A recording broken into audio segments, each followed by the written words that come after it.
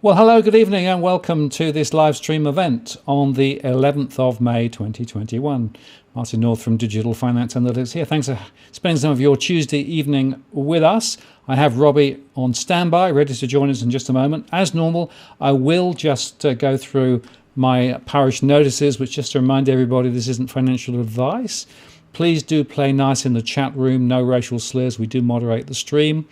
This is as at the 11th of May 2021 if you're watching in replay. If you want to ask a question, use @WalkTheWorld to make sure you get my attention. And I've enabled Super Chat so that if you want to make sure your question gets to the top of the list, you can use Super Chat, or indeed if you want to make a contribution to the channel to help us do what we do, that would also be greatly appreciated. And thank you very much to everybody who's joined us, some new names as well as some of the old faces, and great to have you all on board. Now, I have Robbie with me, so I'm going to bring him in. Robbie, are you there? I'm here, Martin. How are you? Great. Yeah, good. How are you going? Excellent. Excellent. Well, thank you. Well, thank you very much for spending some of your Tuesday evening with us, Robbie. There's a lot to get through tonight, and I think probably we should start with just a quick update on Australia Post. A few things have happened over the last couple of days, and seeing as both you and I have been pushing this barrier for quite some time, it will be good perhaps to start there. Then I'd like to spread the conversation more broadly to talk about some of the more strategic issues and talk a bit about what the future could look like if we did things right.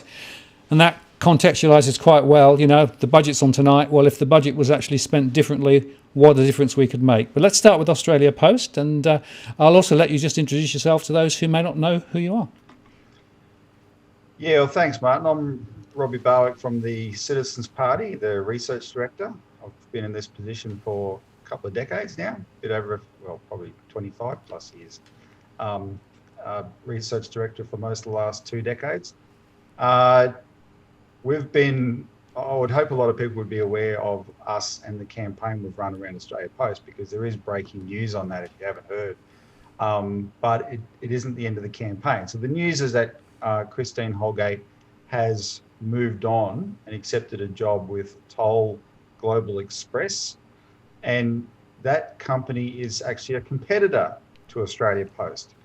Now, I find Christine's decision to do that entirely understandable from a personal standpoint. She went through psychological hell and back with what was done to her by the government and by Australia Post. She had an opportunity in the hearings that were held in the last month or so to state her side of the story, and she actually won the public over in a very large way. You could say she cleared her name, and that's one of the things she wanted to do. Now, that said, she also wanted to come back to Australia Post. The campaign was to reinstate her. The problem is the government's response to those hearings showed that although they were fully exposed for what they were, there's a lot of work yet to be done in the body politic of Australia, and they just dug in and they didn't want to concede an inch because, frankly, they had an agenda to get rid of her, and we can, I'll talk about that, elaborate on that a bit more. They had an agenda to get rid of her, and they didn't want to be forced back into having to reverse that decision. So the combination of that and the psychological toll it took, Christine decided to move on. The issue, though, for us is was always bigger than Christine Holgate. The question was about our national asset, Australia Post, our national postal service. How is it the best way for it to function? And also, we saw it through the eyes of the 2,850 licensed post offices, right, that are hardworking small business families, very long suffering in their relationship with Australia Post, had been used and abused for decades until Christine Holgate came along. She made a huge difference to them because she's a problem solver. She came in with an intention to solve problems, and her intention revolved around this insight she had that the best way to secure the future viability of postal services is by combining them with financial services, which is good for the viability of the postal carrier, and this happens in other countries around the world as well, but it's also good for the public, because the banks increasingly are more interested in their speculative gains at the big end of town and trading and derivatives and all that than the retail customer nowadays, right? And so they're leaving a void there at a retail level that a public postal bank is very well suited to fill. And that was her insight, and she came in with that intention and actually showed that it could work. The licensed post offices had a few good years under her, and then were completely yanked. That was completely yanked away from them with the way Christine Holgate was treated. So for their sake, we have to keep the fight going. We have to achieve the ultimate, which is, I believe, turn Australia Post into a public bank, right? Christine did a deal that expanded financial services through Australia Post. Bob Catter hypothesised at one of the hearings that he reckoned the reason the banks did the deal with Christine is out of fear that if they didn't, she would turn Australia Post into a bank, and that was something an idea they hated. Well, we should make that happen anyway, because if we turn Australia Post into a bank, it secures the viability of our postal service permanently. It secures the viability of the licensed post offices permanently, and it gives us a public bank that breaks the monopoly of the big four banks in Australia. And only a public bank will be able to do that. There's a lot of small startup banks that have tried in the last few years, and some have got more of a footing than others, but none of them are capable of breaking the oligopoly of the big four. You need a public bank that can do that, and that's what we can achieve with a postal bank. And so that's the focus of our campaign now, Martin. It's not to get Christine back, it's to get a postal bank. But just to say, in order to do that, though, we are going to have to address this question of the corruption of Australia Post that has been exposed in these hearings. And that's still also a part of our campaign. We're demanding the replacement of the board, the entire board of Australia Post. Because if we don't, then they're going to find a way to sabotage, a good policy like a postal bank. Yeah, and it's worth saying a couple of things.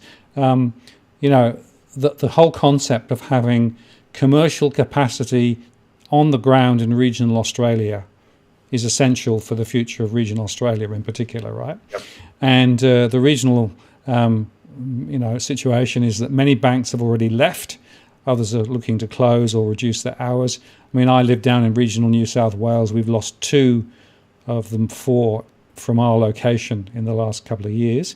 More are planned to leave. And of course, you end up with effectively no local services. So the Australia Post outlet has potentially a critical role to play. It's interesting that in the UK, where they've had a lot of issues with local post offices and things there, they're running pilot schemes now where effectively the post office becomes the main outlet for banking services for all the banks in the location, and handles cash and does all the other things that banks do, right? And the early history of those early pilots would suggest they're actually doing very well. So there is definitely a critical future for on-the-ground capability. Despite digitalisation and everything else, all the banks are saying, well, of course you don't need branches now because you can do it online. Well, yeah, maybe, but there is a need and a place for banking service on the ground. Go to your local main street now already, and especially if you've still got bank branches, and look at the bank branches compared to the post office. There'll be a queue at the post office. There's no queue at bank branches anymore. Why is there a queue at the post office? Because the post office provides hands-on services for everything, right? Including for banking, including for cash. In fact, Christine Holgate made sure as part of her deal that she made post offices hubs for cash support, right? So you can always get cash at a post office. This was really important in the bushfires a year ago, January last year. There were areas south of you, Martin, there that all the power went out. People couldn't get money out of the ATM or to buy petrol or buy food. They all had to go to local post offices in their towns to get the cash there to be able to do that, right? Christine Holgate set that up. She made sure that was how they function. But the licensed post offices have told me the percentage of the population that's left behind by the digital revolution is bigger than people probably appreciate, and it's certainly bigger than politicians appreciate. These politicians have stars in their eyes, and they think everyone's just going to snap their fingers and go along with this wonderful new, world online. No, it's not going to happen that way. There's a lot of people that are uncomfortable, uncertain with the technology. They want the certainty of that direct service. That's what post offices can provide, and it's a perfect fit for banking. The other reason it would be good for banking is because if you bank at a post office bank, which is owned by the government, you're not going to lose your deposit. It's not going to get bailed in. There's going to be no danger of that, because there's going to be no danger of the bank going bankrupt. A bank owned by the government can't go bankrupt, and it'll do a roaring trade. You can bet your bottom dollar it'll be a very, very successful institution like postal banks are around the world. And just taking the conversation more broad, right?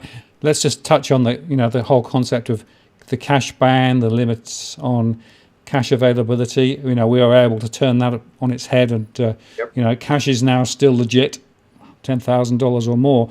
The point is, of course, that there has to be and should be the possibility of using cash if you want to use it. Okay, you can use digital terms if you want them, but it shouldn't be the case that we are legislated away from using what is legal currency, right? And having outlets on the ground, particularly when the banks are removing ATMs like you wouldn't believe as well, means that you need actually facilities to be able to actually pull cash out. And it's worth saying, of course, that people like Westpac, for example, are deliberately trying to cut across those who operate in the cash economy to try and actually put more and more of the transactions through digital processes rather than physical processes. And that's something that, again, I think we need to be watching very carefully. Well, you and I both interviewed Paul Thomas of Commander Security, this cash in transit small businessman who Westpac debanked. And he was already, there you go, good on you, Paul. I see your comment. Paul was already working or servicing businesses in the cash remittance sector that were debanked wholesale by the banks for no good reason. They're all AUSTRAC compliant, right? But this was part of the banks targeting the cash economy. Then they targeted Paul, right, and debanked him, and so he's in this dispute with Westpac. But his latest update is these I forget the name of them. Paul, you can type it in. These bags that small businesses use to put their cash in and their takings in and take it to the bank to get processed. Westpac's getting rid of those as of the 30th of September. And businesses who inquired to Westpac as to what their alternatives were to using those bags, those businesses were told by Westpac, "Oh, just go cashless."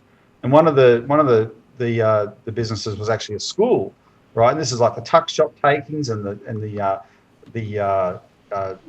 school fundraising takings, etc., which should be in cash. As an aside, when my wife took our 15-year-old daughter to get herself a card because she's got a bank account, wants a card with her bank account, the bank teller assumed that it was actually for school. She said because it's the biggest demand we have of parents bringing in their kids to get a card for school, because schools around Australia are going cashless and they're sending these kids to school with their cards so they can do their transactions at school. This is crazy, right? What sort of planet are we on? This is crazy, but a lot of schools are resisting it. But the Westpac's just saying to them, go cashless.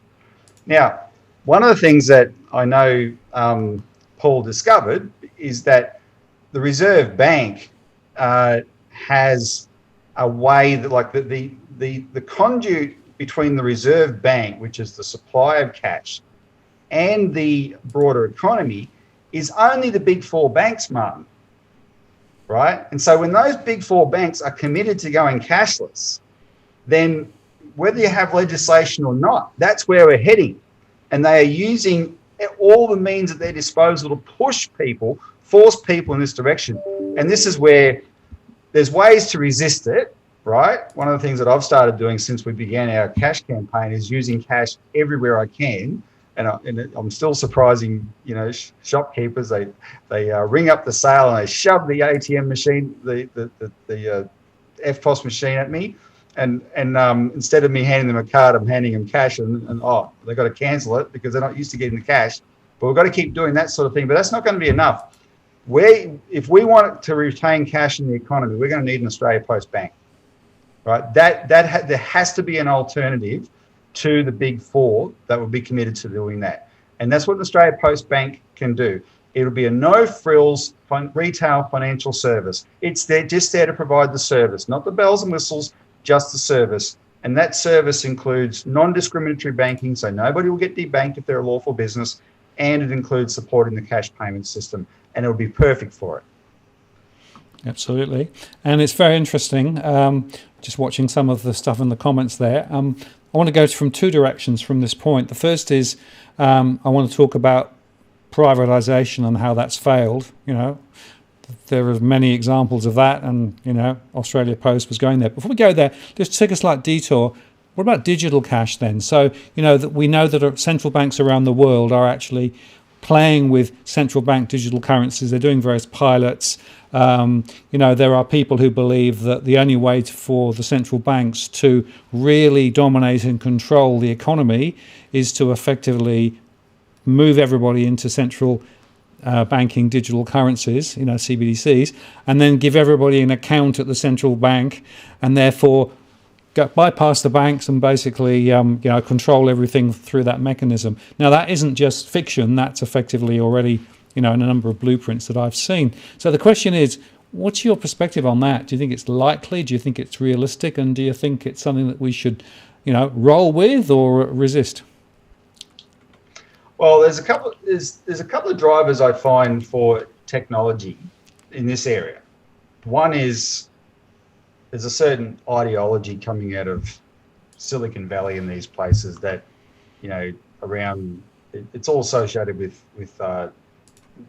anything to do with any form of digital currency, including cryptocurrency, etc. That, this is the future. We're all computerized now. There's an assumption that this is the way we're going to want to transact all the time. And of course, the young people growing up playing these online role-playing games where they get introduced to digital currency and that they just accept it as normal, right? But there's a certain ideology that's pushing that, and there's a corresponding take-up of it. But if it's good, that take-up will not have to be dictated to anybody, right? If the technology is really convenient and it's suitable and it's good and people see it's good, and they have confidence in the privacy concerns, no new technology ever has to be dictated, right? But there's an element where when you feel you're being shoved in this direction, then you have actual concerns. Another driver in this area, though, is also geopolitics.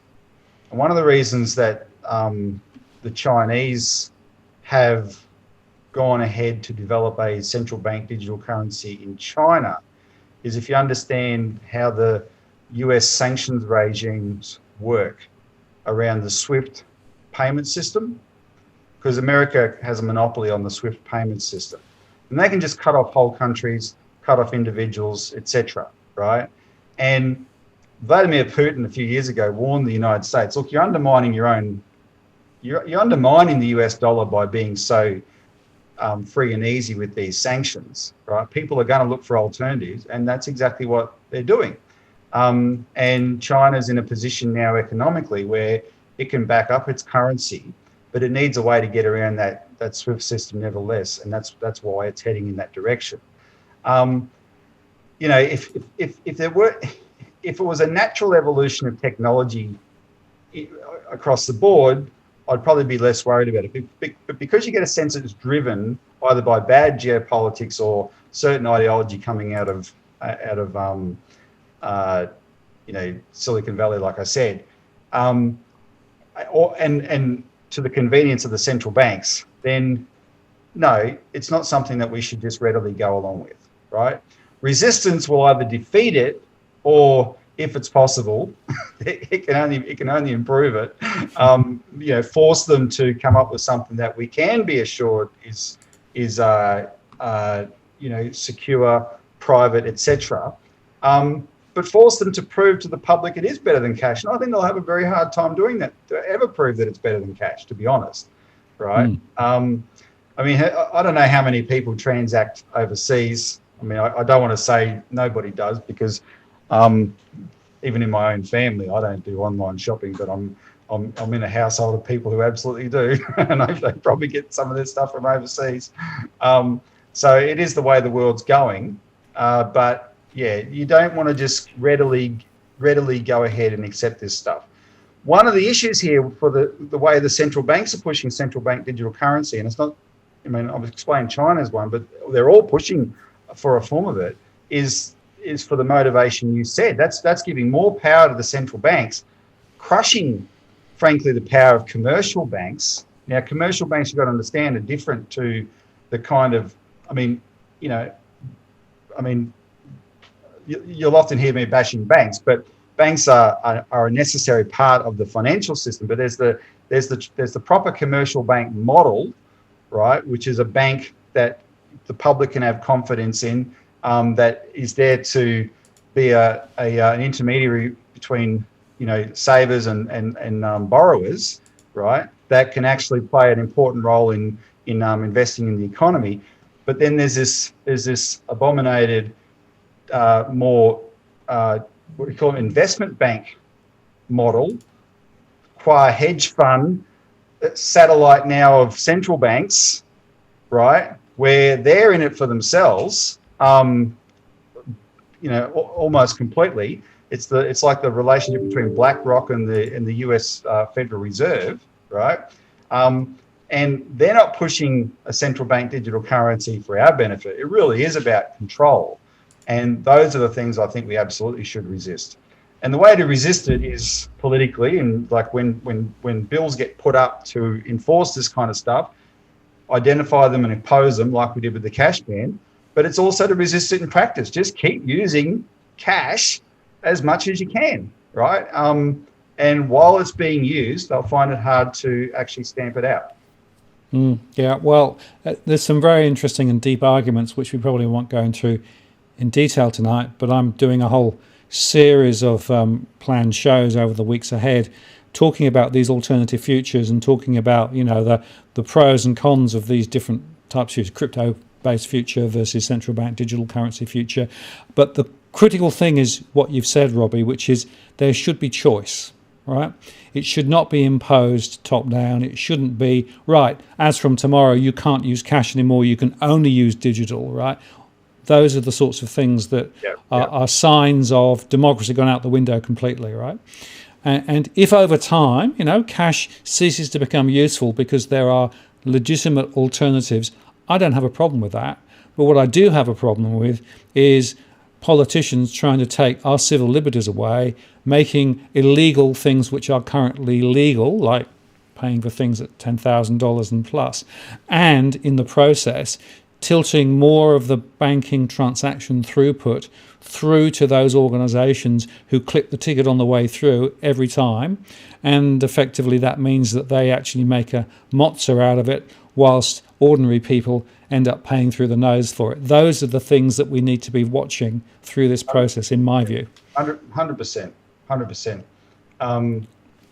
I think there's a lot of convenience to modern technology. We all know that. But when you keep your head and don't get all romanticized about it, then you realize, okay, look at it very, frankly, then as convenient as a card can be, or using your phone or whatever you can do now, as convenient as that can be, you still have the problem of what happens in a power failure, what happens in a telecommunications failure, and so there's a reason alone to keep cash. But then also, if you think about it from the standpoint of, well, I'm happy to use the technology for the convenience, but do I really want cash to be taken away entirely? I think that would be enough for people to take pause and go, no, I don't want to be taken away entirely for the reasons that you said. Then you're stuck in the banks. They get a slice of every transaction that you'll ever do, plus they get all the information about that transaction that you'll ever do, right? And people historically, Martin, have always been concerned about the government having information on everything you do. Well, you should be equally concerned about the banks having information on everything you do. They're gonna make money out of it, for one. That's and that's the way of the world now as well. But there's other things they can do with it as well. So anyway, for those reasons, be circumspect about new technology and just make a commitment. Let's just, whatever happens, until there is genuinely a better alternative, let's keep cash alive.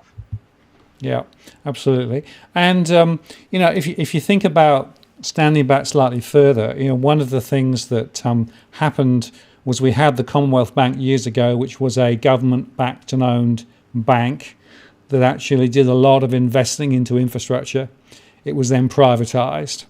And the result is, of course, now we've got, most banks in Australia just doing mortgages. I mean, they're basically large building societies. Yeah. And if you look at the skew between lending for business and lending for mortgages, it's gone from this way to this way, where, 2 to 3 times more is actually being lent to the housing sector. That's why we've got such huge housing rise at the moment. So the privatisation of banking assets has actually been, I think, a dramatic failure in Australia. And I think that wherever you look actually around privatisation, whether you look at the electricity sector or other sectors too, or if you think of the rail sector in the UK, right? Almost wherever you look, the privatisation agenda has failed. And, all conversation back to Australia Post was a privatisation agenda. So there's a really important point here that there are some capabilities that should remain in public hands for public benefit, not just for the benefit of a few rich private owners. Yeah. And it's not an ideological question. It's almost a practical question. When the neoliberals came along in the 70s and 80s and demonised all government involvement in the economy, they made it sound privatised. They made it sound ideological. If you were against privatisation, you must have been some kind of a communist, right? It's communism, and that became a common slur that everyone threw around. But what they did, they packaged with ideology something that was actually just an ulterior motive. How do you and they're still doing it today. The investment banks, as one British Lord in the House of Lords said a few years ago, investment banks are extremely adept at finding a way between the wallpaper and the wall. They will look for any opportunity to extract. They say, unlock value. They use terms like that. No, there's flows of money that are there for a reason, and they're like mosquitoes sinking their blood funnel into it, right, to extract that out. And that's what they do. And of course, the end result is the resources available to the proper service, the proper running of the service, now have to be diverted into a profit motive, right? And that's not. There's plenty of things that humans do entirely for profit, and that's fine. But that's not that's not how you provide public services that the public needs, right? Whether in the form of actual services, healthcare, that sort of thing, and infrastructure. So we've had the experiment. It lasted for about 40 years. There's pretty much a consensus now against it, and you've seen that with Australia Post. Once we identified, and Martin, you and I think we almost broke the news on your show because it coincided with the article that I wrote on it. Once we identified that a lot of what had happened to Christine Holgate was because there was a privatisation agenda for Australia Post that had been underway for a long time that she got in the way of. Once that broke out, that changed a lot.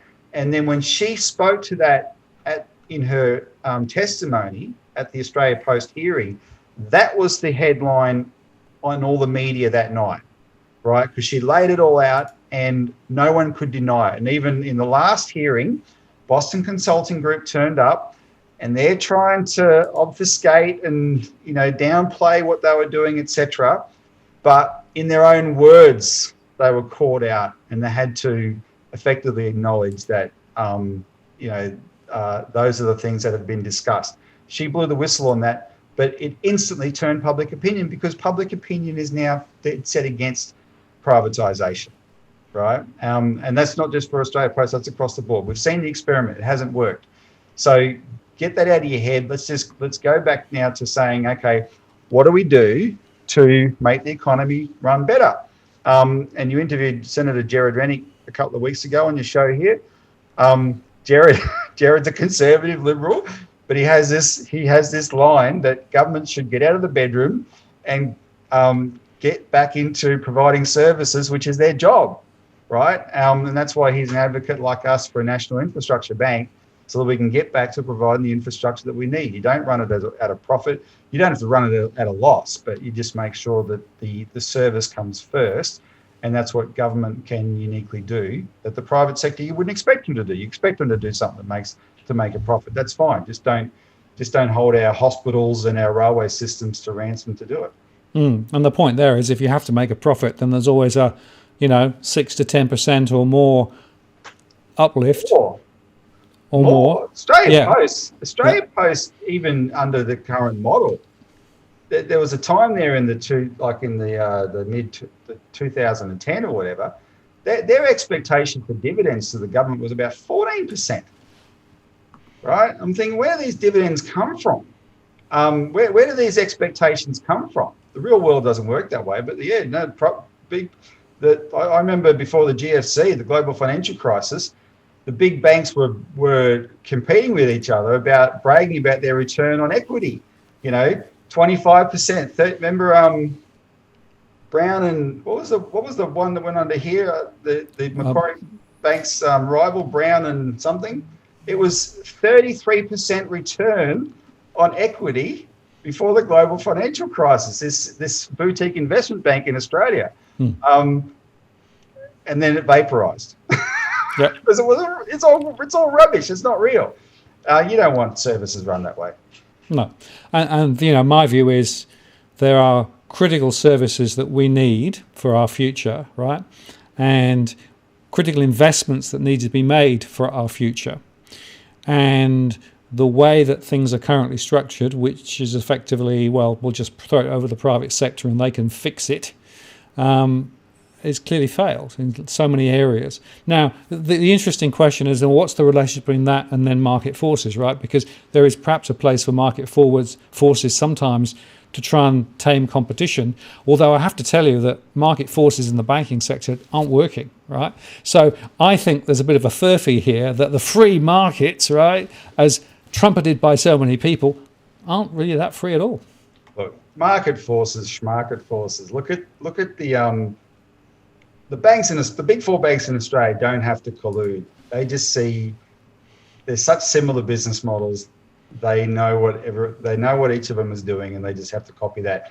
And remember, there was an admission at the Royal Commission, effectively an admission of cartel behaviour at the Royal Commission, because one of these executives was asked, "Why didn't you do that?" And he said, "Well, we had to see what the other banks were going to do first before we decided what we were going to do."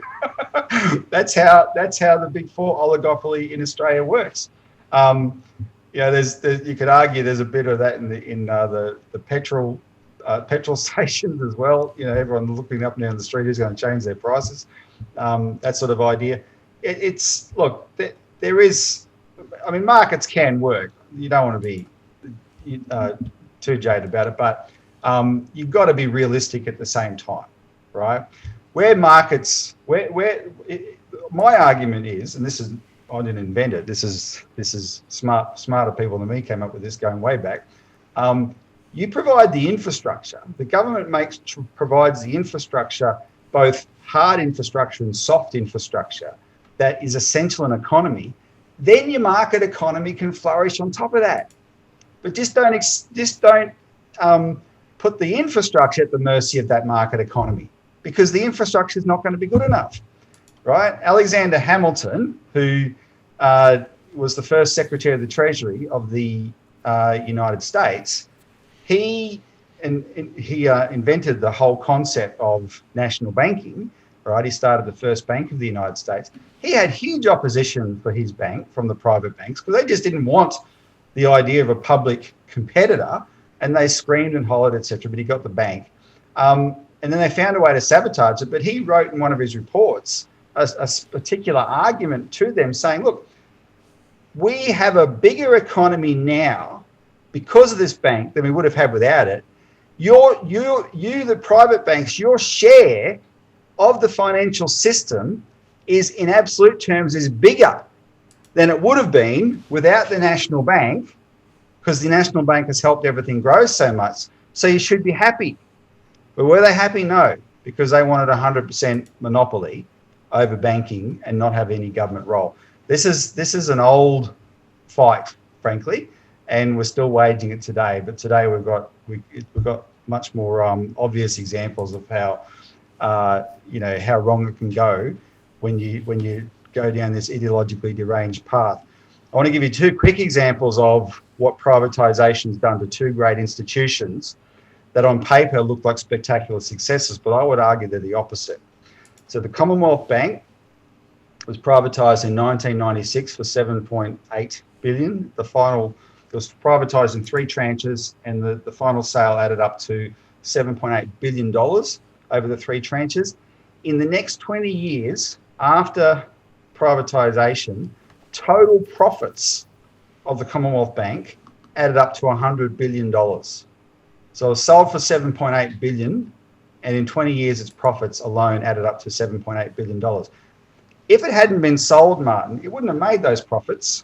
And its competitors would, that's right, Babcock and Brown, thanks Cookie Boy, its competitors wouldn't have made those profits either, because bank super profits really exploded when the Commonwealth Bank was privatised. That's when the big four banks, it became one of the big four, and the big four went on their profit spree, and we got used to these mega profits year after year after year.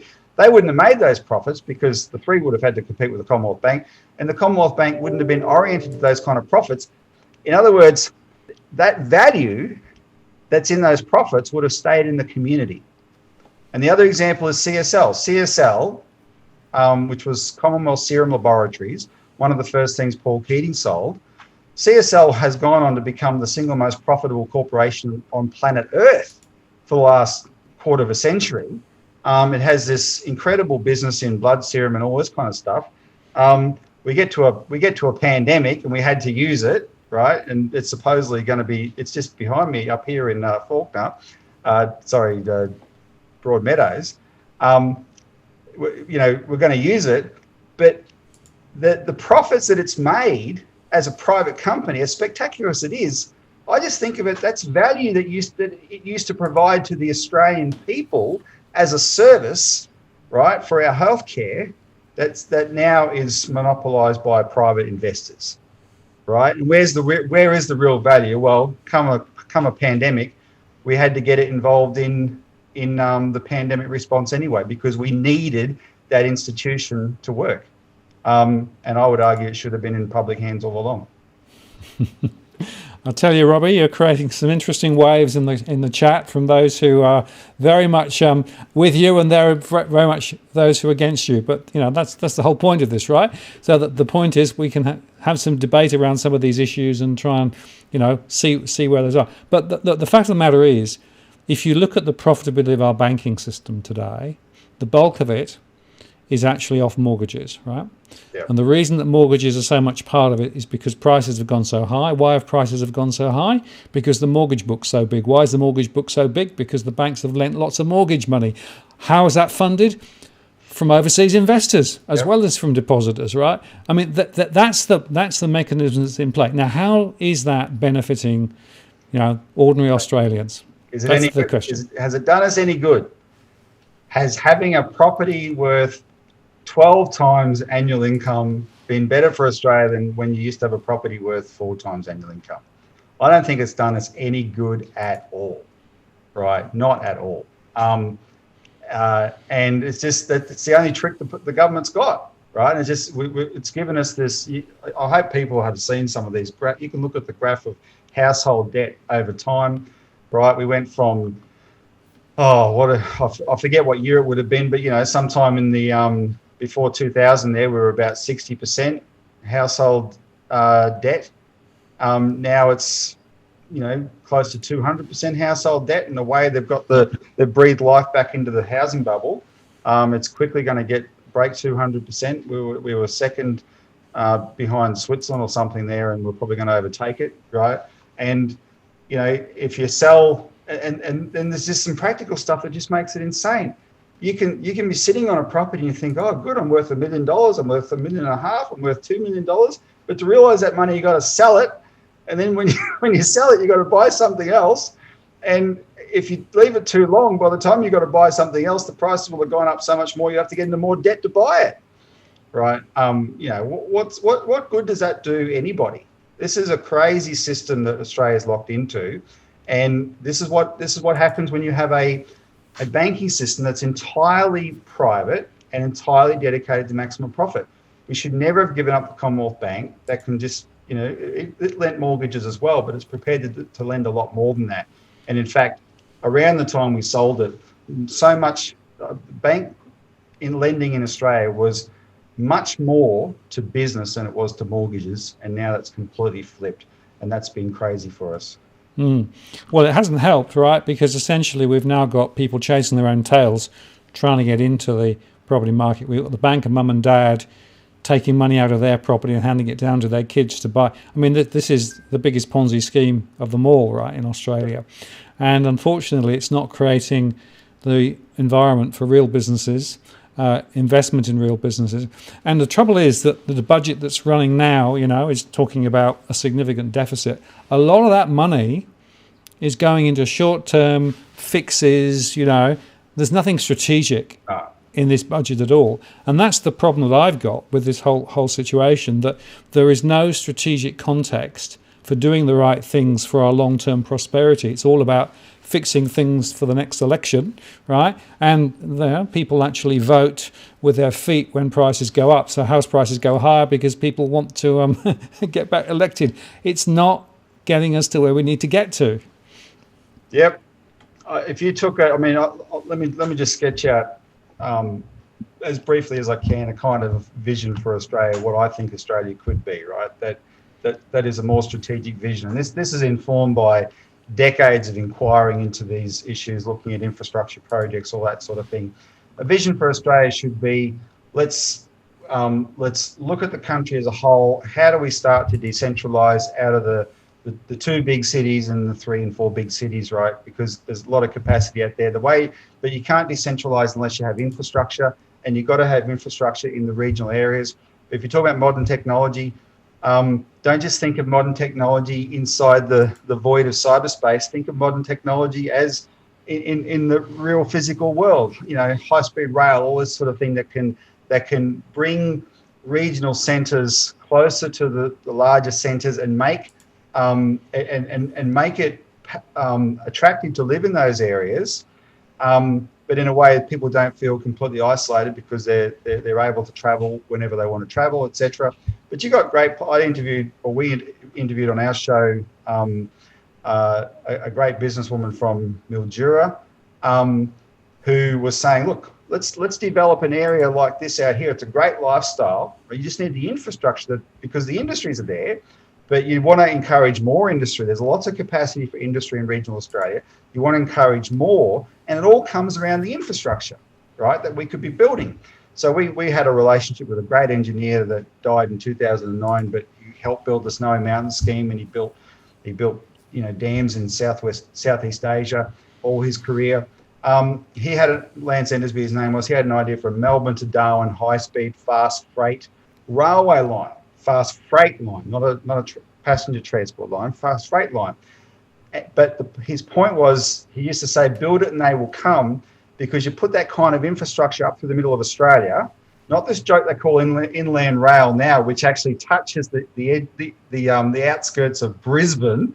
That's not inland if it's touching the outskirts of Brisbane. It's really up the middle of Australia, from Melbourne to Darwin. You make it viable in the area it goes through to not just have tyranny of distance crops that Australia has relied on so much all its European history, but to have more high value horticultural crops, etc., which makes it more economic to invest in drip irrigation instead of flood irrigation, those sort of things, which are better for the environment.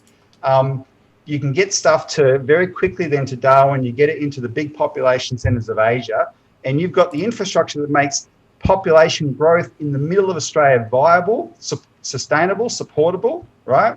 And Australia as a whole can be developing around these things. Let's not just leave the interior of Australia to miners, right? It'll just dig a hole, and when it's gone, move on to the next one, right? Let's develop and tap into the full potential that we have here. But the infrastructure comes first, and you've got to have a vision for what you can achieve with that kind of infrastructure, right? And dare I say it, we might come back to this later, you want to keep good relations with your Asian neighbours, especially the biggest trading partner that you've got, right? Because they'll love to buy your products. If you're not going to have a government that wants to give them the middle finger every 5 seconds, then you can have a great economy that's not concentrated on this one-trick pony of mortgages in Melbourne and Sydney. There's an idea, but it takes infrastructure, and that requires investment, and we need a national infrastructure bank to provide. But Robbie, the problem with that is that's a 20 to 30 year vision, right? That doesn't fit within the political cycle. Isn't that the fundamental problem we've got? Well, yes and no. Australia has never had federally more than 3-year terms, but this short-termism didn't start in 1900. We had plenty of vision for decades and decades and decades. This short-termism that we're all crying about, this is a short-term recent phenomenon, right? It's not just about the electoral cycle. There's a thinking I think we can all reflect on that we've lost, and we need to think it through. And then, one of my themes when we come on and have our discussions, Martin, you and I, and for the benefit of the listeners, I constantly argue against the self-fulfilling prophecy in politics that, you'll never change anything, because if you believe that, you never will, because you'll never try. We have to apply that to this kind of thinking. We have to realise how important it is to break outside of the short-termism of this kind of thinking and demand our politicians do likewise, right? And can I go back to Christine Holgate thing as an example? One of the things we achieved with that campaign is we took on an axiom of Australian politics. She was monstered brutally by the Prime Minister for buying splurging luxury watches on fat cat executives in a pandemic. Depression. Offensive. That's what everyone thought on the evening of the 22nd of October. No politician in their right mind would touch her. No one would be seen caught dead defending someone like that. We did, because we quickly sniffed that wasn't the real story. I consulted a lot of political people. They didn't want to touch it. Oh, no, it's a bad look. No. I said, hang on, no, there's a different story here. We touched it. We took it on. And hey, I believe in, eat the rich as much as anybody, right? I'm a revolutionary at heart. I don't have any sympathy for the rich and fat cat executives, but when I sniffed there was something else on, we took that issue on and we changed public opinion like that. The minute we started telling people there's another side, they understood straight away, and people who had a problem with the watches very quickly got over it because they realised there was actually a bigger issue here. But we were the only ones who dared to touch it. And that's an example of what I'm talking about. You've got to, there's kind of like politicians have these conceptions and rules of the game about how they think things will be perceived, that within which they're constrained, right? And none of them are set in stone. Take them on. And I think for the bigger picture, we need to do that with these issues. Actually take them on and demand better leadership and thoughtfulness from our politicians. And that's really the point I think I want to make, Robbie, is that, you can see how the political sausage is made, right? The Australia Post story show that, but that's just one example, right? Yep. And so you've got a lot of people chasing their own tails, looking for tactical political advantage rather than thinking about the strategic needs and requirements of our country and what needs to be done for our long-term prosperity, right? Those are the questions we should be exploring, those are the questions that nobody wants to touch, right? And if in fact part of that is then to have a strategic plan with regard to infrastructure investment, be it the Bradfield scheme or be it, some of the other big technology things that we could do, it's worth thinking about that. That is trying to lay a foundation for, if you like, the next stage of our growth. Oh, now, sure.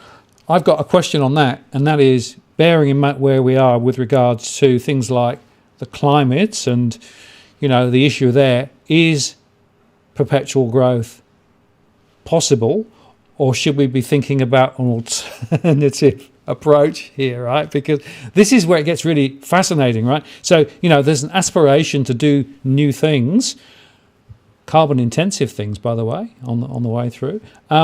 How does that fit then with trying to actually maintain, a balance with regard to some of our other broader agenda issues here? And of course, there's a big agenda with regard to carbon and all those sorts of things. I mean, there's a level of complexity here which is worth just thinking about and trying to unpack a bit, perhaps. Yeah, it is. So, as you know, we're very much in the climate skeptic camp, but in the sense that we're opposed to the alarmism. But I'm interested in the way you put it then about the question of perpetual growth, because I think that kind of idea started first, right? And you go back 200 years actually to the first political economist, Thomas Malthus. He made a name for himself by saying that he made a prediction that population growth was going to outstrip the food supply. And then he made some pretty horrible recommendations, saying we should find ways to expose the poor to terrible living conditions constantly, so that the regular plagues, epidemics, rip through them and keep their numbers down. That's the solution. Well, when you know that Thomas Malthus worked for the East India Company, which he then went on to train a whole bunch of people that put his ideas into practice in a place like Ireland, right? You can see where there's a side to some of that gets a bit disturbing. Anyway, here's what I would say. Fast forward to now, there's been a lot of predictions of doom and gloom, but there's been such huge population growth since World War II in the world, except the technological change has pretty much been able to keep up with it, because people are living at a better living standard now, and there's more of them than before. But the alarmists that say that we're going to sort of overpopulate ourselves, I think you'll find there's studies that show that that's actually not going to happen. There's a natural, as living standards rise, there's a natural lowering of the fertility rate, the reproduction rate, because poverty results in bigger families, right? Because more people die in childbirth stuff at young ages. As living standards rise and that stops happening, there's a natural slowdown in the rate of population growth. And I don't think it's the panic that people that people get into. There's no real need to panic about it. A country like a continent like Africa. In fact, there's a good documentary by a now deceased Scandinavian doctor who was an aid worker in Africa, talking about, look, they're going to want to raise their living standards too. And who are we in the West to say they can't, and use environmental reasons to say that they shouldn't, right? That's the height of hypocrisy. However, the world's probably not going to get beyond 11 billion people at worst. And if you had a proper application of technology, you can actually handle that the way we've shown we've been able to handle the growth that we've had so far. But you got to bring everything to bear, right? And if that means you don't have a world in which, I forget what the proportion was, but the proportion of the world's wealth that's owned by the top billionaires or whatever, it's pretty ridiculous. And if you don't have a world quite like that, then that's not the end of the world, right? If it's more equitably distributed. But how do you do that? We don't have to take it away and distribute it that way. Just make sure that as the wealth is developed, it's in the right people's hands. Everyone gets a share of it. And that, again, comes through the investment in the infrastructure having the investment institutions like infrastructure banks that can do that, and use the best available technology. So one of the things we advocate that I think is the way to meet the people who have, to meet halfway with the concern about climate and carbon is nuclear power, because it's the highest energy dense source of energy we've got. It's the technology is very advanced now. It's very safe. There's technological ways of dealing with the waste, and in fact, there's nuclear technologies that don't produce any waste at all, or the waste gets recycled into the system. But you have a reliable form of power that's very dense, and at the end of the day, when we talk about the cost to the environment for development, it always comes down to the source of energy that you're using, right? Once you've got the energy, the sources of energy, then there's lots of resources you can extract from very common sources such as seawater and things like that. But you need copious amounts of energy to do it, and you can have a world where the use of technology like nuclear power is much more widely available, and plenty of countries are going on with it. Right? There's lots of development of nuclear technology around the world. And you can meet the natural growth rate of the population, because that's when I think about perpetual growth. That's what I'm talking about. Will people still want to have kids and reproduce themselves? That's always going to happen, right? So you can wring your hands around over it, but it's going to happen anyway. How do you meet that in the best possible way? Well, when you have the highest possible energy dense sources of power, then you have the lowest per capita impact on nature to meet that demand. And that's one of the reasons we advocate for that. It's very interesting. And the nuclear power thing is, a very important debate, right? I mean, if you think about the various energy options that we have, and you take a full life cycle view, so not just, once it's running, what the running costs are, but the energy that's required to create it, run it, and close it out afterwards, right? The calculations are very different from the way that many people would, for example, talk about wind or solar, right, which they claim is free. Well, yeah, maybe once it's up and running, but there's a big investment to be made up front, right? And so trying to do the sums on a total life picture is, I think, really important. And the other thing is, I would want to remove all of those government subsidies on, for example, diesel subsidies for a lot of heavy industry, right? It's $8 billion a year or something at the moment, right? To try and create a more level playing field between the various alternatives, because what's happening at the moment is that the government, through its action and inaction, is actually backing some solutions and not backing other solutions. So we ended up with a very distorted picture, right? And the other point about nuclear is, my understanding is that the future of nuclear are smaller, more localized generating capability rather than having one massive thing on the coast somewhere, right? So the technology evolution of nuclear is actually quite interesting and creating a very different picture from where it was 20, 30, 40 years ago. No, for sure. I mean, Chernobyl was a dinosaur, right? Even when it existed, actually. That's not what nuclear power is like that now. And I just saw a comment there about Fukushima. Well, for the record, nobody died from the nuclear disaster at Fukushima. 30,000 people died from a natural disaster called a tsunami. There's lots and lots of nuclear power stations in Japan which is exposed to this stuff.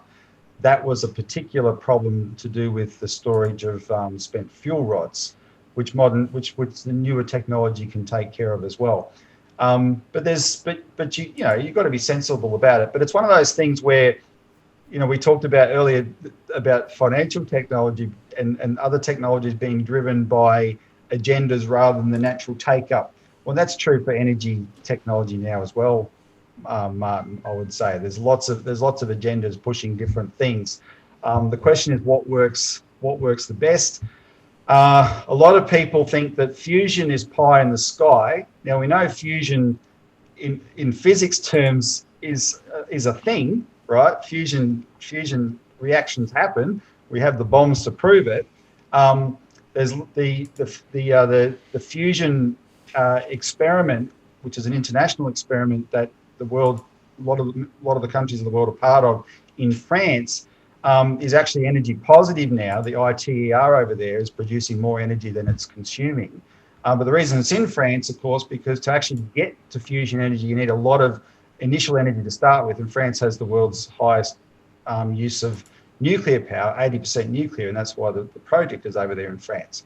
But if we ever made that breakthrough, and we shouldn't stop trying, because if we ever made that breakthrough, we're in a whole different world then, because suddenly you have such an abundance of energy at your fingertips, much more than we can extract now, and you'll still hopefully have the modular characteristic to it, right, and where it can be decentralized and spread around the world. But it'll leave all our energy debates behind if we ever achieve that, right? And that's something. It's people keep cynically telling me that fusion is always 20 years away or 10 years away. Everyone's been saying that for a long time, but there's been a lack of funding go into it, like there have been into other areas. So anyway, it's something I think we should keep going, because it will be an absolute game changer, and it can address the climate issue, and it can address everything all at once. So that's a sort of an idealistic approach that we have. Let's actually keep pushing in that direction. In the meantime, we should do whatever suits, but you want to have the highest density source of energy at your fingertips. Now, there's other people in our organisation that are more qualified than me to talk about this, but in general, those are the parameters I know about. And when so much of the modern of the current renewables technology that we're talking about, everyone sort of moved to a consensus that it depends on batteries. And then when you look at that battery technology and the amount of mining that's going to be involved in all sorts of rare earth metals, etc., that if we're actually going to make that feasible as the number one source of energy in the world, the amount of mining will just have to go through the roof. The impact of that on the environment will be far greater than anything we've got today. Then you think, well, that cannot be I don't think that can be a better solution to nuclear technology, where a AAA battery size of uranium pellet has more energy in it than a hill of coal, right? And that's the benefit of nuclear power. And even if you had to deal with waste, there's ways to do that, and it's not as big a problem as people think it is. It seems to me that whatever the right solution set is, there needs to be a comprehensive energy plan, rather than this sort of piecemeal thing that we've got at the moment, where they're backing coal, they're sort of backing gas, they're backing hydrogen, all sort of a bit fuzzy wuzzy and wibbly wobbly, and who knows. A lot of vested interest in the decision making, and that's always a pain. I mean, we don't have any vested interest. Speaking for our party, we don't have any vested interest in any of the particular technologies. We're just trying to figure out what's the best one that can make the best difference, provide energy for human beings. I'll tell you, this is one of the things that I sort of regard as a moral question, though, as well, Martin. I remember quite a few years ago now, I was listening late night ABC radio, and I was listening to this fascinating story about how the country of Niger in Africa has the highest use of wood for burning fuel in the world, to the extent that it was stripping all its forest bare so the people of Niger could have wood for their fires, etc. And what struck me was that I don't know much about Niger, but because it was after the Iraq War, I remembered something else about Niger, which is, if you know, one of the lies of weapons of mass destruction was that George Bush said it in a State of the Union address, that Saddam was accused of having secured yellowcake uranium for his nuclear weapons program that didn't exist, but he was accused of procuring it from where? Niger. So here's Niger, the country of Niger, that has yellowcake uranium, that it's able to supposedly such that it's able to export it to Saddam Hussein, but it exports to other places as well. That's a wealth, that's a resource that it's got. Yet the people of Niger are burning wood for their fuel and stripping their forests bare, right? The people of Niger and the people of Africa, they deserve to be able to flick a switch like I do, if it's just about investing in the technology. Well, and with the right vision and everything over the top, right? That's the other point, of course, with all of those things. But how do you then react to, because I guess you could say that there are people on both sides of the, environmental debate basically saying we have to do something, and there are some saying, well, it's going to be technology led, it's going to be that innovation, we can innovate our way out of it. And there are others saying, no, we haven't got enough time, the innovation cycle is too long, we actually have to take more radical steps. And then they'll quote what happened over the last year with the lockdown, the amount of waste into the atmosphere dropped, not a massive amount, but some amount. And then they talk about farming, and they talk about, transport, and so they've got this vision of a future where the things we currently do, we can't go on doing, because if we do, we're going to blow the planet up pretty much. I mean, those two things pull me in, quite different directions. It's hard to know, though, where the truth lies. Oh, well, I mean, it depends on how political you want to get. I mean, the alarmism stuff, let me be frank, I just think it's nuts. And can I say, well, you cited lockdown. I'll give you one. I hope people have learnt one thing from lockdown and the COVID debate. There's no such thing as a scientific consensus. It's true. If the medical scientists in Victoria can't agree with New South Wales, can't agree with Queensland, can't agree with the United States, don't give me this rubbish there's a consensus. Right? It's all rubbish. And the same is true for climate science. That was the biggest lie. And I doubt if any scientist ever said it, because scientists aren't like that. Politicians said it. Journalists said it. They claimed a consensus, and they used to shut people down. The world's not going to end in 7 years' time.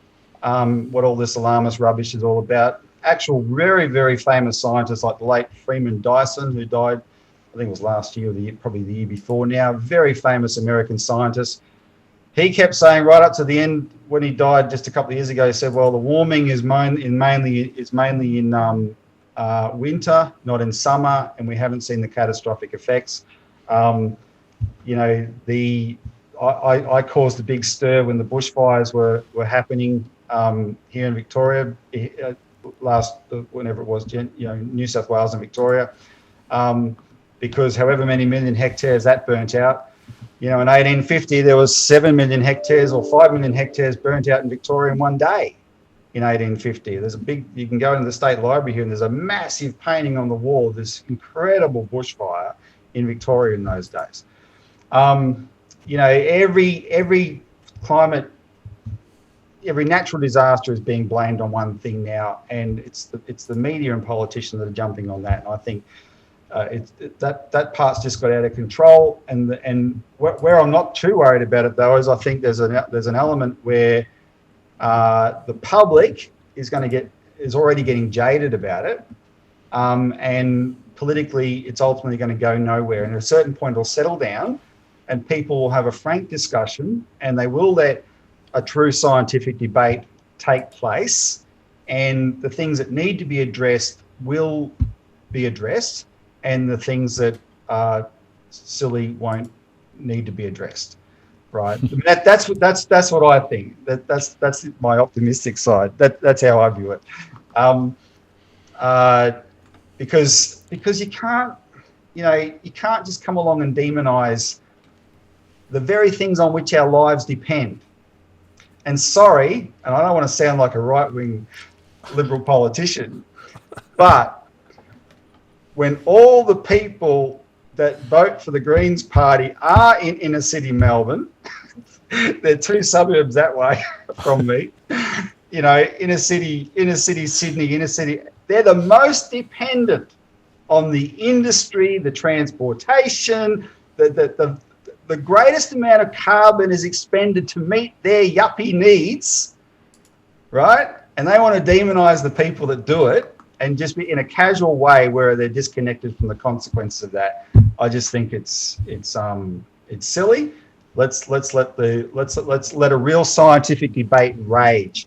So that's where I do get angry is when I do hear people saying, "Oh, the science is settled. The science is settled. There's a consensus. You can't have the media started this about 10 years ago, Martin, where suddenly it was evil to say there should be balance. Oh, you can't have both sides. There is no other side. When you hear media carrying on like that, no, that's a dangerous direction the world's going in. I think people are over it.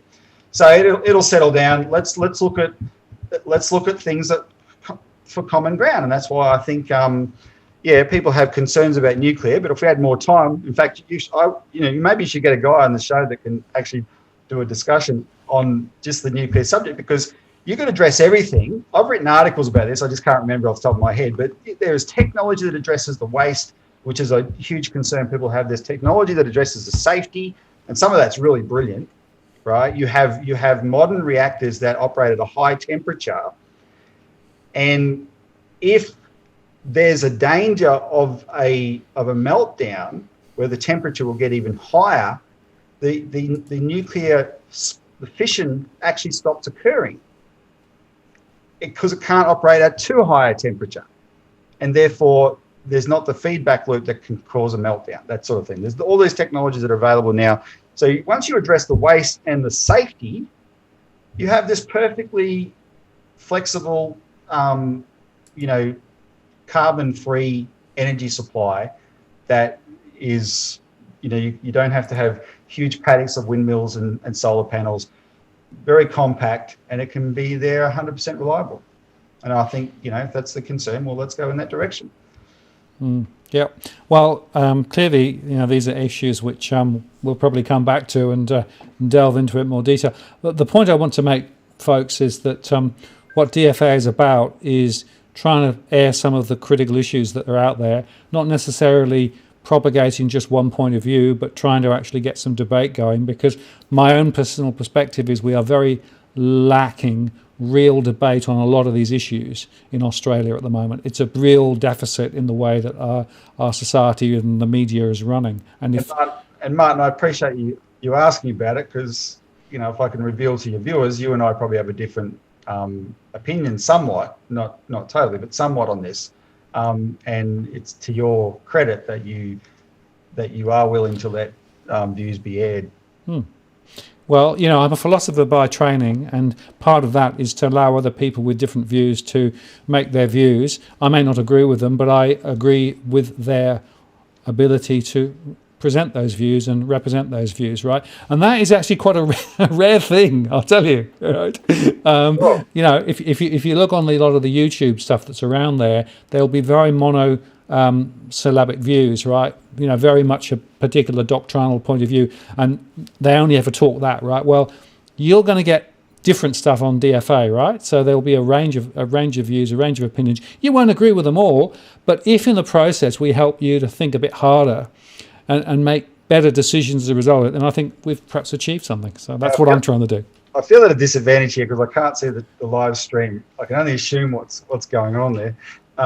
So what I'm asking, Martin, is given we've covered that subject, does that mean we don't have to? Is that tonight's controversy? Does that mean we'd have to get onto China? No. We've got 50 minutes left. I thought I would deal with the local issues first, but clearly we need to have a little bit of a discussion around international relations, right? And I want to frame the question like this, right?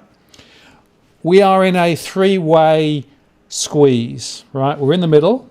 We've got the US on one side, we've got China on the other side.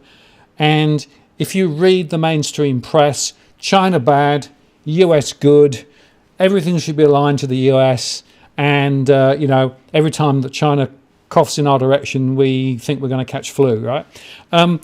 Now, you've got a rather different view of the world, and I just want to explore that and unpack it a bit. But remember that we've got 15 minutes. Hey, let me tell a story. China today is very different than China in 1956.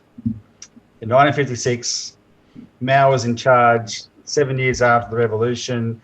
All the worst stories you heard were happening, the Great Famines, all that kind of stuff, Tibet, all that kind of stuff. America had a trade embargo on China, and America kept its trade embargo from 49 until 72 or 79, one of those. Australia was very much allied with America, like we are now. When ANZUS was in effect, etc. We had a diplomatic embargo. We didn't have diplomatic relations with China, but we didn't have a trade embargo. And the leader of the party that's now making a name for itself in Parliament as full of China haters, the National Party, in those days was John McEwen, Black Jack McEwen. It's called the Country Party. He authorised, even though we didn't have trade, we didn't have diplomatic relations, our Hong Kong representative, he said to him, go ahead and go into China and sound them out on trade. And that decision by Black Jack McEwen led to a wheat deal in 1960, which was the biggest overseas sale of wheat Australia had made since World War I, when pretty much everything went to Britain, right? And it began a trade relationship with China. Now, the most important part about that story was the independence of thinking of Australian politicians like Black Jack McEwen. So he wasn't denouncing the US. He wasn't taking sides in a sense, or he was happy to be on America's side in terms of the Cold War and all that kind of stuff. But that didn't define how Australia should behave. We're an independent country, right? And he did that trade deal with China. And it was very beneficial for China because they got the wheat, and it was very, very, very beneficial for the Australian farmers. That there was a thinking, a quality of independence to the thinking of Australian politicians that we have lost. And this is what is alarming for me. This has become a domestic issue. So what's happened now? I want to appeal to all my good friends among your viewers, Cookie Boy and the rest of them. I don't, what year did I come to your house? 2019, I think, or 2018. We had our first discussion about China that caused a meltdown on your show. I warned then that this is heading to war, right? And what's happening now in Australia is just off the charts. We had Mike Pizzullo from the Secretary of the Home Affairs Department talk openly about war. Instead of being slapped down and ran out of Canberra on a rail, Morrison, the same Morrison who ordered Christine Holgate out of Parliament for saving Australia Post, he says nothing, right? Even though we're losing our markets to China hand over fist because of our attitude, he gets to talk about war. Peter Dutton effectively backs him up. Greg Sheridan, even, who's quite a US-aligned warmonger, gets so alarmed. He writes in the Australian that, well, hang on, if we're talking about war, there's all these targets in Australia that are going to be targets in a war, and he identified them, things like Pine Gap and that. And then the Global Times the other day in China just basically reiterated that and said, yeah, if there's a war, Australia's going to be a target. And then today in Parliament, Rex Patrick gets up and he raised this in Parliament, and he asked Michaela Cash in the Senate representing the government, he said, what anti-ballistic missile defence are we going to have against Chinese missiles incoming? And what I want to people to think about is suddenly this is a normalised idea. This should be unthinkable. It's a normalised idea, right? And if you don't like climate change, or if you don't like the Great Reset idea, where governments use different threats to take away our freedoms, if you don't like those sort of things, well, you sure as hell don't want a bloody war with China. I mean, this is crazy. It's the end of the world that we are contemplating here. It is bonkers. And so when you accept it's unthinkable and you work your way backwards, then like us, this is our entire motivation. We were writing documents in 2012 about this. We put out a whole issue of our newspaper. People, including Malcolm Fraser, etc., at the time, were warning, hang on, all this talk about China is heading to war, and a war is going to be a nuclear war. And Hugh White repeated that in the Saturday paper on the weekend. You're not going to have a war that's not going to be a nuclear war. Forget it, guys. Right? And so when you accept that's unthinkable, you work your way back and you go, okay, what really is at issue with each of these disputes, with each of these claims, and you look at them in detail, instead of just accepting a media headline or accepting a US politician statement or Australian politician statement, you look at them in detail, and what you see is what we've found, that so much of this is based on absolute lies. The same kind of disinformation and lies that we used to go into Iraq and Libya and Syria and all this kind of stuff, we're just repeating again in China. And so it's a terrible thing that we've got ourselves into, and we should stop it. We've got an economy that has a very good trade relationship with China, which benefits us immensely. We've got like a $72 billion trade surplus with China. That's money we make from China every year from our trade, right? Unlike America, China's not buying us up. They are the 10th biggest foreign investor in Australia. And even if you add Hong Kong, and most of Hong Kong is not Chinese, there's a lot of British stuff in there, but even if you add Hong Kong, and even if you add the paranoia about that some other agency came up with, that maybe it's 3 times as much, it's still nowhere near American investment in Australia, right? They're not sweeping along and buying us up like the headlines pumped into us all these years and made people alarmed and helped to turn public opinion against them. Then you look at claims like that and you think, well, okay, we've actually got we've got a good relationship with here. It's benefiting us. We've got all these exporters that have the best markets in the world, because the Chinese market, let me tell you something, the Chinese market's been the holy grail for centuries because of the size of its population. 200 years ago, English textile manufacturers used to fantasize about how much money they could make if they could influence the Chinese to change their fashion and add an extra 6 inches of garment on their hems, 6 inches along the hems of their garments, just that, and get their material from England. All the English would be set for all time, just supplying that market. That was actually a fantasy of the English textile manufacturers. We had that market, yet our Prime Minister and this government is provoking the Chinese at every turn. Now, we're told we're standing up for ourselves. We're not standing up for ourselves. What's happened is when you look at it from the standpoint of the older politicians and how they used to think and were genuinely independent from the United States while being allies of the United States, you realise just what sycophants we have running us now. They've sold out our country to American foreign policy. Before Xi Jinping came along, because he became president in 2013, before the South China Sea, before all those things you've heard about, in 2011, Barack Obama had just destroyed one of the most advanced countries in Africa called Libya. He had destroyed it, again on a lie. There's a British parliamentary report that says so. Absolutely destroyed it. It's now a haven for ISIS and Al-Qaeda. It caused that flood of refugees into Europe. What he did in Libya, destroyed all of North Africa. And then he said, oh, well, we've had it with the Middle East and North Africa. We're going to pivot to Asia. And he redeployed 60% of US military firepower in this part of the world, aimed at China. And that's what set off the reaction from China, which is a defensive reaction, when it's got America pointing all its guns in its face. That's what upset the balance of power. And we went along with it. Julia Gillard let them put the Marines in Darwin.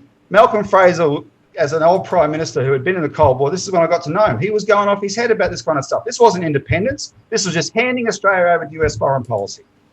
And now it's led to where we predicted. Everyone is talking about war. And when you normalise war like this, we're going to talk ourselves into one, and then all bets are off. So we better take a long, hard look at ourselves and reevaluate this, and look at the people that are feeding us this rubbish. Look at their motivation. Look at their histories, right? If you follow me on Twitter, at robbiebarwick.com, I have this little blurb under my page that says, prepare for whataboutery. Because whataboutery is a Twitter term that you're not allowed to use. You're not allowed to say about a country when someone attacks a country like China, well, what about America? No, I do that all the time, because whataboutery is exposing hypocrisy, and hypocrisy goes to the motivation of the people trying to say it. And so, like the Uyghurs. Americans that spent 20 years demonizing Muslims and blowing them up are now telling us they care about how China treats its Muslims. Garbage, rubbish, crap. You're being lied to, and we're not going to tolerate it because the future of the world's at stake. They're going to talk us into a war. So there you go. Sorry, Martin, there's my 15 minutes. Well, I knew you were going to go off your long run on that one. But there is a really, really important point here, and that is that I think my theory is that some of the politicians here in Australia are deliberately talking up the war language and those sorts of things, right? Because it's misdirection, right? They want to point away from some of the other issues that we've touched on earlier on. And this, for them, is an easy target that actually gets a lot of press coverage and gets a lot of, local brownie points, right? But in the process, you are highlighting, and I agree with you, we are absolutely facing into something which is diabolical and wrong. And we are missing the main point here, right, is that you've got to set China on one side, the US on the other side, Australia. You've got to judge people by the same terms, right? And that's the thing I get so frustrated, because basically on one side everything's bad, on the other side everything's good. The truth is there's badness and goodness on both sides. We have to be more independent, in my view, Robbie. We have to make our own way, not just sitting at the coattails of one side or the other side. No, that's right. There is badness and goodness on both sides, and then you got to look at the badness and goodness in yourself, because as you said, there's three of us in this relationship.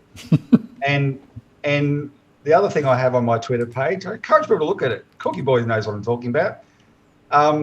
Is I use the quote from the Bible: "Take the beam out of your own eye before you take the splinter out of someone else's." Right? If the Uyghurs, those poor persecuted Uyghurs, escaped China and came by boat to Australia, we would lock them up indefinitely on islands, because that's our policy. And that's something I'm fiercely opposed to, but it's something I feel more passionate about, because that's the country that I'm responsible as a citizen for my country's actions, right?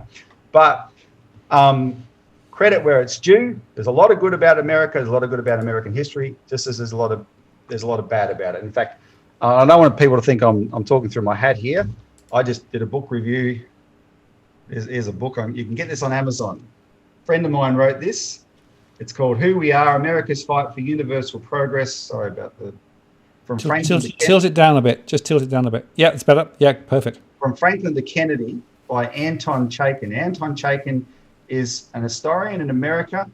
He's Jewish, actually. So tell Sarah Henderson that when she called me anti-Semitic. His father led the boycott against Hitler in 1933 in New York, and a bunch of right-wing, powerful Jewish interests in New York opposed him. But he's from a Jewish activist family.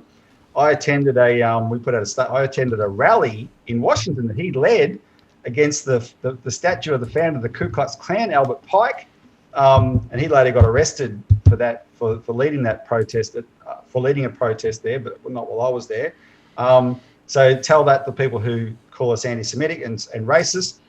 But he's written a book here about the good side of America, and America was a shining light on a hill for the world, because it established a constitutional republic system that broke the control of oligarchism, where the elite had all the power and all the rights, and the people were just, human chattel, basically. The Americans broke that. A lot of countries then emulated that through constitutional systems as well. And there's a really good story to be told. But America's no longer that country, right? America post-war has just gone from disaster to disaster to disaster, talking themselves all the time into why they're so good about it.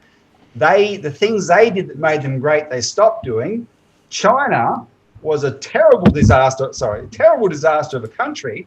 And then after the Cultural Revolution said, well, we've got to do better than this. And they decided to borrow the best from the rest of the world, and they put it to use, and they're done really well, and they should be credited with that, right? But because American neoconservatives have this stupid doctrine that says they've got to be the world's sole superpower, and they will not tolerate any other country being a rival economic power. That's their doctrine. That when it was first enunciated, interestingly, in 1992, Joe Biden, as a senator, he denounced it as Pax Pax Americana, he said, we're not an American empire. That's what that doctrine meant. Now they've all bought into it. And because China has risen economically while America's gone through this entirely self-inflicted decline from a combination of ridiculous, disastrous, murderous wars and letting Wall Street run their economy. That's the recipe for America's decline. Suddenly they turn around and go, oh no, well, okay, we can't have China overtaking us. Well, there's one or two things to do. Target China like they've done and drag us into it and more fool us for participating. Or they could have focused on their own economy and said, let's invest. Let's go back to what we did that China copied. But they didn't do that. They decided to do the first one, and we've gone along with it. And it's a great cost. So there is a bit of the deflection stuff. I agree, Martin, except we've documented this quite a bit. There's actually we've lost our sense of independence, and there's actually people should be disturbed at the way Australian foreign policy is now more set in Washington and places like London than it is in Australia. We've lost a lot of our sovereignty in this regard. We think we're standing up to China for our sovereignty. No, all we've done to China is so repeatedly side with America against it that eventually, and it was the American politicians that put us in this last bad patch, because they sought to deflect to China from their own domestic problems, Trump and Pompeo, and we went along with that, right? On the COVID question and the inquiry that we're so great about, we stood up to China on this question. Well, I can tell you something. That I saw a press conference recently on the when Scott Morrison was in a bind over the shortage of AstraZeneca vaccine, because of course he was blaming the Europeans for not having sent us enough. And then there was this one press conference where he backpedaled completely because he didn't want to sound like he was being critical of Europe. So he was at his diplomatic best. But that's what he does for white countries, white parts of the world. Why couldn't, for China, our biggest trading partner, even Julie Bishop criticised the fact he didn't even have the courtesy to try and do some back room stuff first before he called for the inquiry into COVID, right? Instead, he just completely backed up Trump, and then he went further and said, we need to be able to send inspectors in there and they should have the same powers as weapons inspectors. Well, you don't say that to a country like China. That's the sort of stuff we did to Iraq when it was a rogue state before we were going to invade it, right? Australians need to understand, stop believing the propaganda you're told in the media. This is the most insulting kind of thing you can do to a country, right? And that country said, okay, well, fine. You don't want a relationship? We'll bugger you. We'll get our goods from somewhere else. And that's what we've been dealing with ever since. And Australia, I think we should be standing up for our exporters and demanding our government pull their bloody head in and actually do what's required to restore this relationship. That's not us crawling on our knees to China. That's us getting off our knees to the United States and England, right? And actually acting like a responsible country in the part of the world we live in. That's what that is. That's how I see it. Thank you, Robbie. I knew you were going to get really fired up on this because it's something you personally feel very strongly about. Obviously, the Citizens Party does too. But this is a really important point, because just taking the US knows best all the time and we should just follow their line is a very tricky position for us, I think. I think we need to be much more clever in the way we think about it. And, let's face it, US iron ore, $230 US at the moment, right? Iron ore US dollars, $230. Yep. China is buying huge amounts of that. Interesting to speculate why, because they've got lots of customers for it, of course. So it's a very critical part of their economy. So we've still got that connection, but a lot of the other stuff is being turned off. So we've seen the negative consequences of the positioning that we've taken and the reaction of China, which is sort of partly understandable. And the morality question, which is the other thing, just I just want to reiterate, right? Yeah, there are big issues with regard to some democracy or lack of it in China and what they're doing in some parts of their society, absolutely. But I have to say, I don't think the US is squeaky clean either on that. So, I just want to have a bit of more balance in the conversation and recognise there's good and there's bad on both sides. And it's not, just back one horse or the other horse. We actually take our own horse and go, plough a different furrow. That's where I think we should take it. But that takes leadership, right? And that takes me to my last point for tonight, because we're way over time. But there's a leadership question and there's a vision question underpinning all of those conversations we've had this evening, whether it's to do with a bank that actually invests in infrastructure, whether it's to do with building infrastructure for the future, whether it's to drive strategies that actually creates more value for Australian society, or indeed relationships with our international partners.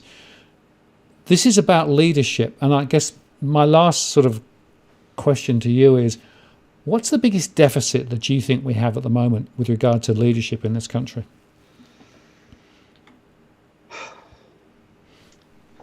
Oh, where do you start? I think there's a deficit of historical understanding. That's why I wanted to emphasise that not that many I would say one generation ago, Australian politicians were more independent-minded, while still being in an alliance with a country like the United States, but independent-minded in relation to the rest of the world. We've lost that, right? But modern politicians that as you know, I've had a lot to do with them through the kind of work we do, but we monitor all this closely. There's a lack of actual historical understanding. There's a lack of any real vision, and that goes to what we talked about earlier with the short-termism, right?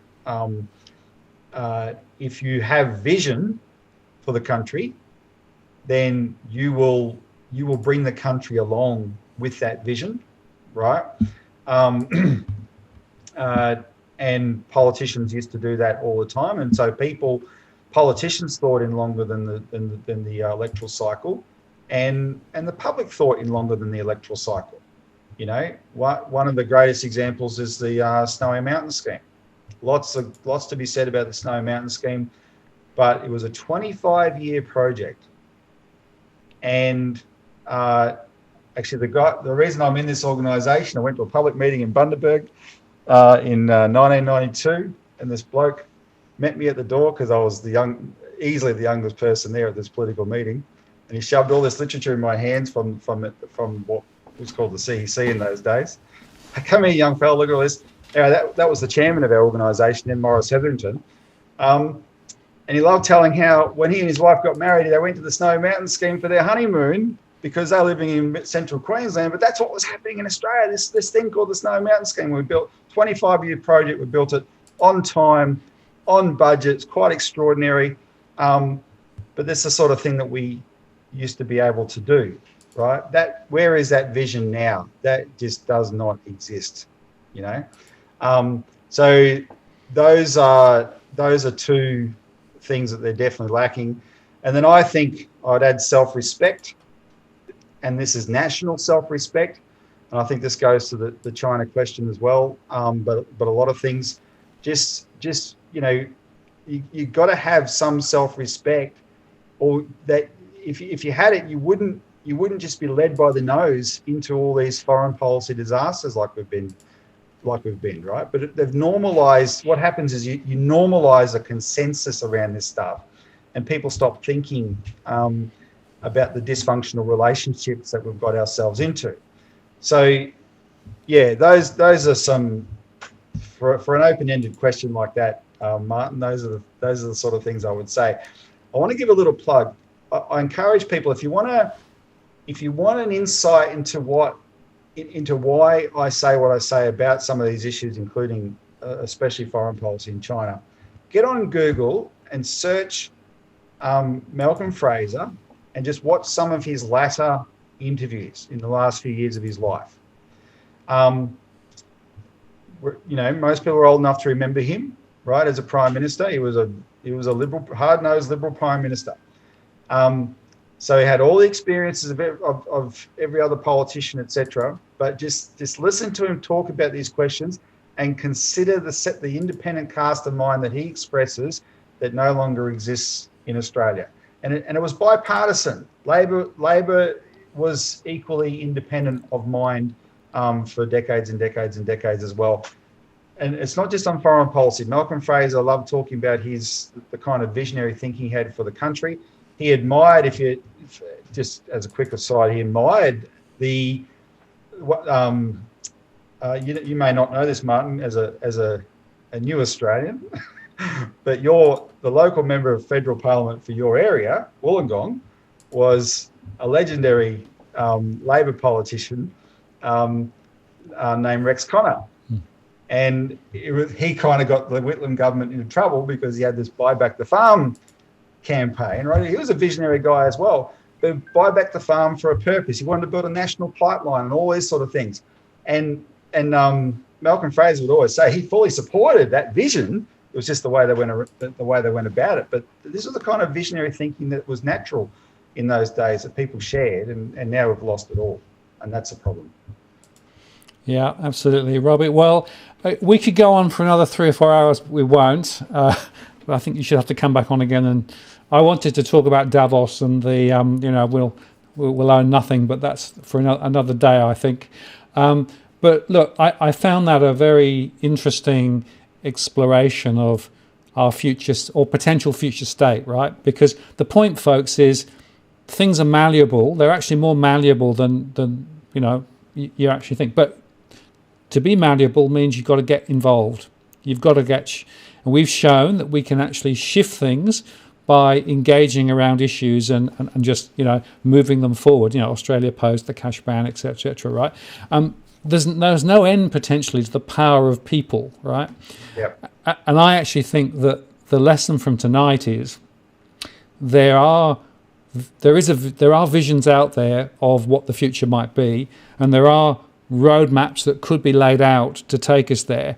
And what we need to do is to demand that of our politicians and not accept the mediocre, squabbling that we get at the moment. The budget tonight is just more of the same old, same old. It's not really visionary at all. It's not laying a foundation, right? That's what Australia needs. And to that extent, I think probably those listening here tonight got more of a sense of what could be than listening to Josh in Canberra. So, Robbie, I appreciate your time tonight. Any last thoughts before we close off? No, thanks, Martin. I hope the audience hung in there. I appreciate their forbearance and their interest. We'll keep let's keep the conversation going. Because as I said to you before we started, you get more real conversation on this channel than anything you get on current affairs on Australian TV, right?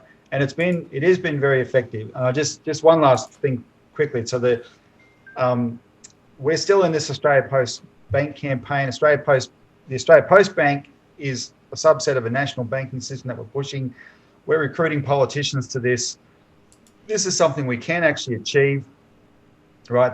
And when you achieve that, then you can achieve the great infrastructure projects and all those sort of things that can transform our country and put us in an optimistic frame of mind, which we don't have now, that our young people desperately need.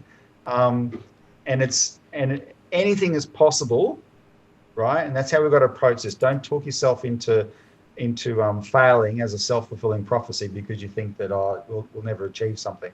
We've shown consistently how the success we were able to have. Now, we haven't changed the world yet, but we're changing it. Short of being in government, we're doing, I think we can say, Martin, what we've been able to do through our organisation, our YouTube show, your YouTube show, etc., your viewers getting involved has been, short of being in government, it's been very, very effective, right? And that's going to get more effective as people stay involved and keep participating. And so, keep it up, and we'll keep providing the leadership as best we can. Thanks, Robbie. Well, thanks for that. I appreciate your time tonight. I'm going to take you offline now, and I'll just close out the show. And folks, if you haven't liked the show, please do that now. And do share this. I think this is a very important show. And we'll get Robbie to come back on again relatively soon. I have to tell you that next week we're going into a completely different sphere. We're going to be talking about Sydney property with Veronica Morgan. She's coming on to talk about what's going on in the property market in Sydney. That'll be a very interesting show too, given everything that's going on at the moment. And I don't know whether you have seen already, but I actually also put up a show today with Steve Van Meter talking specifically about inflation, deflation, and some of those broader things. I've also got some shows planned, as I said, about this idea of the evolution. What's after the US dollar? How's that going to play out? Where are interest rates going?